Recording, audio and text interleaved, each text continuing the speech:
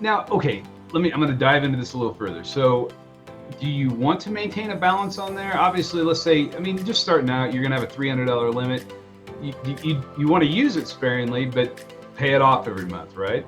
Yes. So my whole goal, whenever somebody comes to me and wants me to look at their credit and says, this is what I want, how do I get it?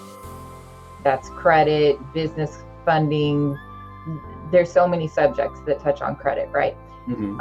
I always say pay off your card every single month. Buy a tank of gas once a month and pay it off. And that's all you need to use a credit card for, period. You don't need it for anything else. And it doesn't have to be a high limit. And actually, so the way the algorithms work is when you max out a credit card, it lowers your credit scores. When you pay off a credit card, your scores go right back up. I call it like a flame on a fire, right? And so that's why that installment loan is so important, because that's like the log on the fire. It shows that steady Eddie monthly payment that you can make over and over again. So you don't want to pay that off fast, because credit history is 15% of your credit score. So the longer you have something open, the more history you have with it, and it helps build credit. And people are like, well, should I just go close all my credit cards? Well, no, because now you're closing off that history that you've had for all that time.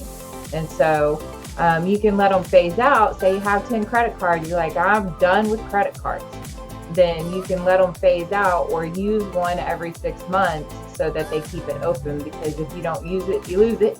Yep. And so if you just let it sit there, then eventually they're going to close it, because there's such a thing called fractional reserve banking. And for every dollar that they lend, they get to borrow.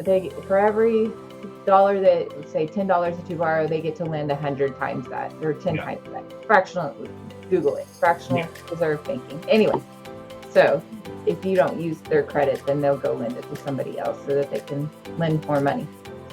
Well, that's a good point too, because I can show you my wallet. I've got a stack of cards in there. I have one that I use on a regular basis. Mm-hmm. I've gotten to the point now, because of the points and the rewards and all that kind of fun stuff, that we just use a credit card for everything we do on a monthly basis. And at the end of the month, we just go in and pay it off. Plus, it does make your banking a lot easier. You don't have 7,000 different transactions going through your bank account. But for the cards that I don't use on a regular basis, I try to maintain those every 6 months. Like you said, go in, just use them for something. I mean, a pack of gum, or gas or whatever it is, and then just pay it off, because then it at least shows that I've got some activity on it.